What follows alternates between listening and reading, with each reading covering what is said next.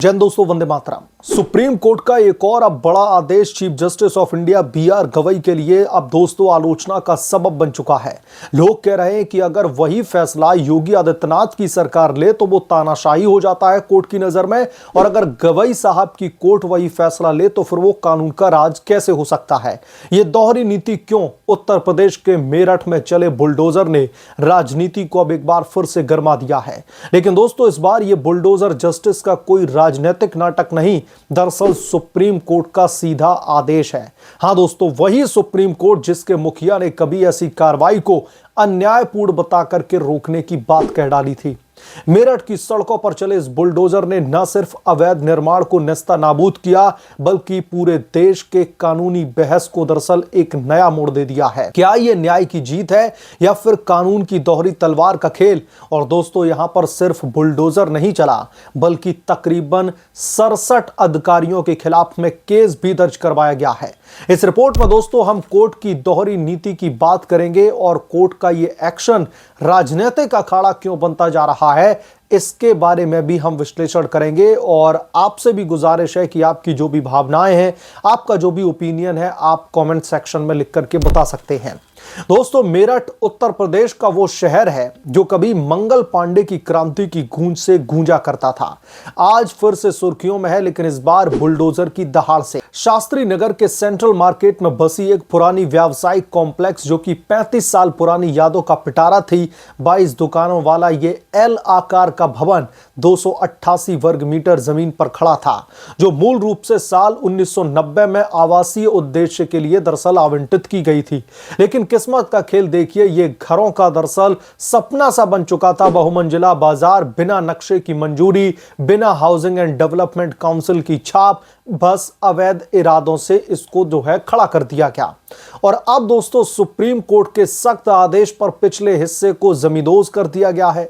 मलबे के ढेर के बीच सुपरिंटेंडेंट इंजीनियर राजीव कुमार की आवाज भी गूंजी। यह निर्माण दोस्तों कभी वैध था ही नहीं। लेकिन सवाल दोस्तों ये नहीं है कि यह गलत था, सवाल यह है कि इतने सालों बाद यह बुलडोजर क्यों आया, और वो भी कोर्ट के इशारे पर। यह कहानी दोस्तों सिर्फ मेरठ तक सीमित नहीं है, यह सीधे मुख्यमंत्री योगी आदित्यनाथ की उस कुख्यात बुलडोजर नीति से जुड़ती है जो उत्तर प्रदेश को माफिया मुक्त बनाने का दावा करती आई है। अगर सुप्रीम कोर्ट अपने फैसलों के जरिए बेवजह की नकेल योगी बाबा पर कसने की कोशिश न करती तो पता नहीं ऐसे कितने जो अवैध, जो इलीगल प्रॉपर्टीज हैं, उनका डेमोलेशन हो गया होता। साल 2017 से चली ये मुहिम अवैध कब्जों पर बुलडोजर चलाना, ना कि सिर्फ कागजी कार्रवाई।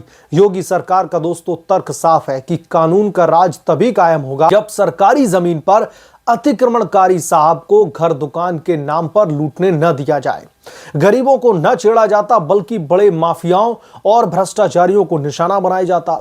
मेरठ की दोस्तों इस कार्रवाई में भी यही दिखा। 67 अधिकारियों पर एफआईआर दर्ज, जो कोर्ट के पुराने आदेशों को ठेंगा दिखा करके अवैध निर्माण को पनपने देते रहे। क्या यह नीति क्रूर है या फिर जरूरी सर्जरी जो घाव को साफ करे ताकि समाज का शरीर स्वस्थ रह सके? दोस्तों, आंकड़े बताते हैं कि योगी राज में सैकड़ों ऐसी कार्रवाइयां की गई हैं जिसमें अरबों की सरकारी जमीन को खाली करवाया गया, लेकिन हर बार यह बुलडोजर राजनीतिक हथियार बन जाता है। विपक्ष चिल्लाता है तानाशाही, समर्थक गाते हैं कानून का राज। अब दोस्तों आता है असली ट्विस्ट। सुप्रीम कोर्ट, वो सुप्रीम कोर्ट जिसके chief justice of India B R. Gavai ने कभी बुलडोजर जस्टिस को खारिज करते हुए कहा था कि ऐसी कार्रवाइयां बिना उचित प्रक्रिया के न्याय का अपमान है। उन्होंने खुले तौर पर दावा किया था कि उन्होंने ऐसी प्रथाओं को रोका है और इससे उन्हें सुकून मिला है। कानून की किताब है, खुली प्रक्रिया का पालन हुआ, यह उनका मंत्र था।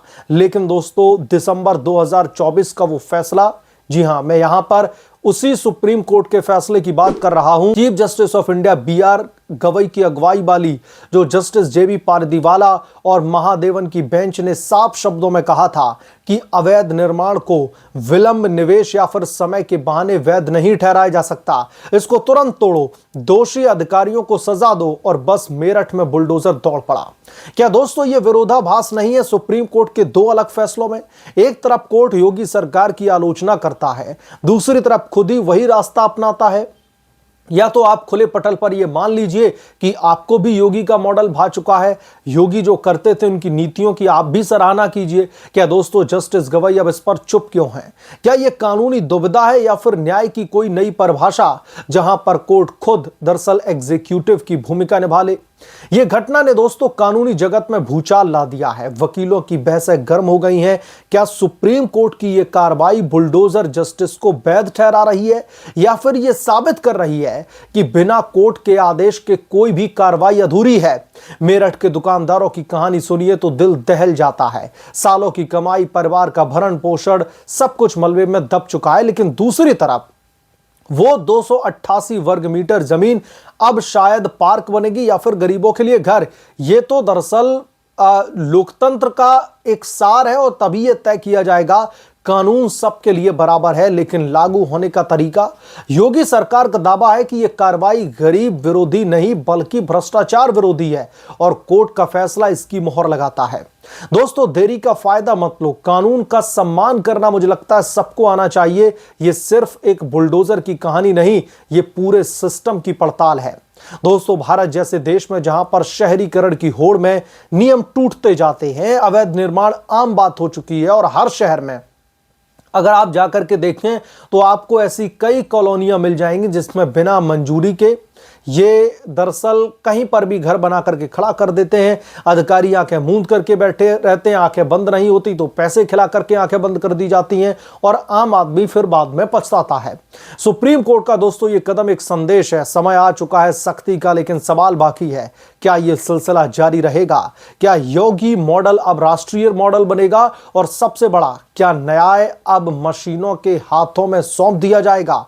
अंत में दरअसल मेरठ की धूल जमीन पर यह सोचने को मजबूर कर देती है कि कानून की धार कितनी तेज होनी चाहिए, इतना कि निर्दोष कट जाए या फिर इतनी कि अपराधी बच जाए। यह बहस लंबी चलेगी, लेकिन दोस्तों एक बात पक्की है कि बुलडोजर जस्टिस अब कोर्ट की बेंच से उतर करके सड़कों पर दौड़ रहा है और शायद यही सच्चा न्याय है, निष्पक्ष, सख्त और बिना भेदभाव के। लेकिन दोस्तों एक सवाल और है जो अब राजनीतिक गलियारों में हिरोले मार रहा है।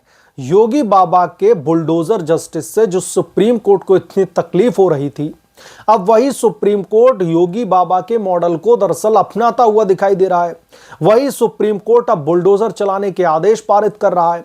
यहां पर दोस्तों समझने वाली बात यह है, पिछली कई दिनों से, कई महीनों से मैं कहूंगा, यह बहस बार बार देश की राजनीति का हिस्सा बनी है। बार बार इस बात को लेकर के बहस चली है कि क्या न्यायपालिका कार्यपालिका के काम में बहुत ज्यादा दखलंदाजी तो नहीं कर रही है, क्योंकि जो संवैधानिक शक्तियां हैं, सुप्रीम कोर्ट जो कि न्यायपालिका उसके पास में अलग है और कार्यपालिका जो सरकार होती है, जो सदन होता है, उसके पास में उसकी अपनी अलग ताकतें होती हैं।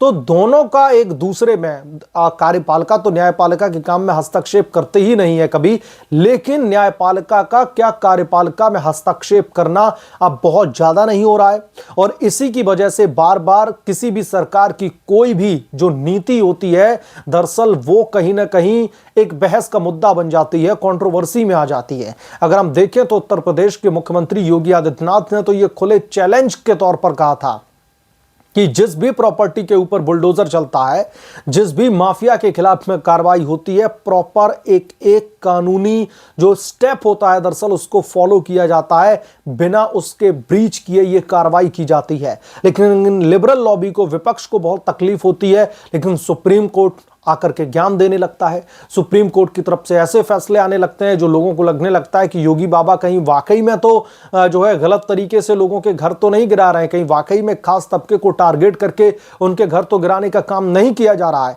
तो ये जो बहुत सारे आयाम हैं दोस्तों, ये बार बार इस पर बहस करने की जो है कहीं ना कहीं होड़ लगा देते हैं और इसीलिए बार बार योगी बाबा का बुलडोजर सुर्खियों में आ जाता है। मसलन अब जब सुर्खियों में आ ही जाता है तो कम से कम पूरे देश में इस बात की चर्चा भी होनी चाहिए कि कैसे उत्तर प्रदेश में योगी आदित्यनाथ ने तमाम भूमाफियाओं को, तमाम लोगों को इसी बुलडोजर के जरिए नाको चने जो है चबाने का कहीं ना कहीं उन्हें मजबूर कर दिया है। और दोस्तों यहां पर सवाल अभी भी यही है, या तो सुप्रीम कोर्ट खुले तौर पर तारीफ कर दे कि बुलडोजर बाबा के न्याय से वो खुश हैं, और अगर उन्हें बुलडोजर से तकलीफ है तो फिर उसी तरीके के फैसले खुद क्यों सुना रहे हैं। ये दोस्तों बहस लगातार जारी रहेगी, इस पर आपकी क्या राय है, आप क्या सोचते हैं, कमेंट करके जरूर बताएं। जल्द मिलूंगा किस दूसरे बड़े अपडेट के साथ में, तब तक के लिए धन्यवाद। अगर आप लोग चैनल पर नए हैं तो प्लीज चैनल को सब्सक्राइब करें, साइड बने बेल आइकन को जरूर प्रेस कर लें, ताकि जब भी मैं कोई बड़ा अपडेट लेकर के आऊं, कोई बड़ी खबर लेकर के आऊं, तो उस बात की जानकारी सबसे पहले आपको मिले।